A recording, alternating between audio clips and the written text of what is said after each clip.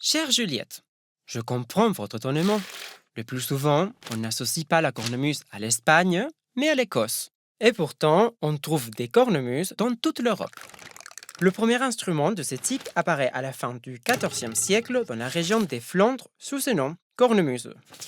Il existait déjà des flûtes reliées à un réservoir d'air et à une embouchure pour remplir le réservoir. Mais la nouveauté de la cornemuse, c'est ce bourdon, un tube allongé qui donne ce fameux bruit de fond qui accompagne les mélodies. Au Moyen Âge, la Flandre est une puissance musicale européenne et de nombreux rois y envoient leurs musiciens s'y former. Ces échanges favorisent l'expansion de la cornemuse dans toute l'Europe.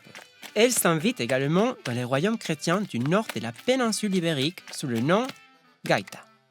Au cours des XVIe et XVIIe siècles, on joue principalement de la cornemuse lors de cérémonies et de processions religieuses. Et on l'associe à la figure de l'humble berger de Bethléem qui apparaît dans les livres de prières jouant de la cornemuse. Dans les représentations de la nativité dans les églises espagnoles, le rôle du berger qui joue de la cornemuse est attribué aux Galiciens, qui dans l'Espagne de l'époque ont la réputation d'être pauvres et incultes. Au fil des siècles, la gaïta perd de sa popularité, jusqu'à ce que les écrivains galiciens du romantisme, comme Rosalía de Castro, voient dans la cornemuse un symbole de l'identité galicienne et popularisent son image. Au début du XIXe siècle, on voit des joueurs de cornemuse professionnels réapparaître en Galice. Mais c'est à la fin du XXe siècle que la gaïta fait son vrai retour avec le succès de la fameuse musique dite celtique. Il faut avouer qu'on ne sait pas vraiment qui étaient les Celtes et encore moins à quoi ressemblait leur musique.